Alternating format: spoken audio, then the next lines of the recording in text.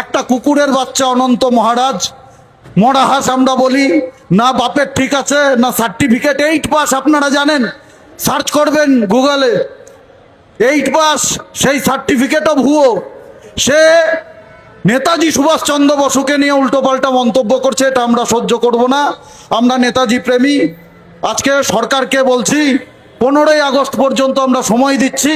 15 অনন্ত মহারাজ কোচবিহারের স্বঘোষিত মরা হাঁস, আমরা বলি মরা হাঁস, এই অনন্ত মরা হাঁস তার সাঙ্গপাঙ্গ ভক্ত সমর্থক কিছু পালিত কুকুর যাদেরকে পোষে, রোজ বিস্কুট দেয়, তাদেরকে দিয়ে নেতাজিকে অপমান করে চলেছে সোশ্যাল মিডিয়াতে প্রতিনিয়ত।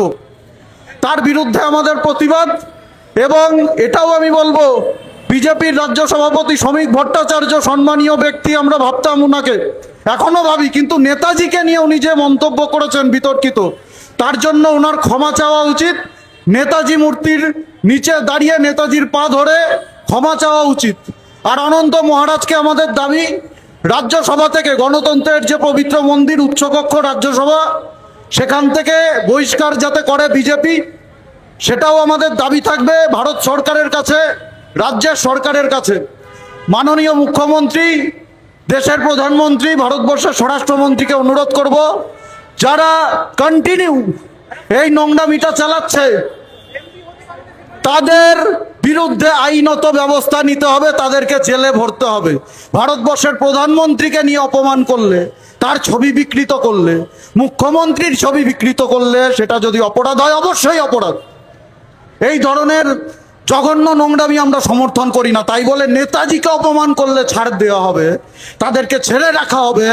একটা কুকুরের বাচ্চা অনন্ত মহারাজ, মরা হাঁস আমরা বলি, না বাপের ঠিক আছে না সার্টিফিকেট, 8 পাস আপনারা জানেন, সার্চ করবেন গুগলে 8 পাস, সেই সার্টিফিকেটও ভুয়ো।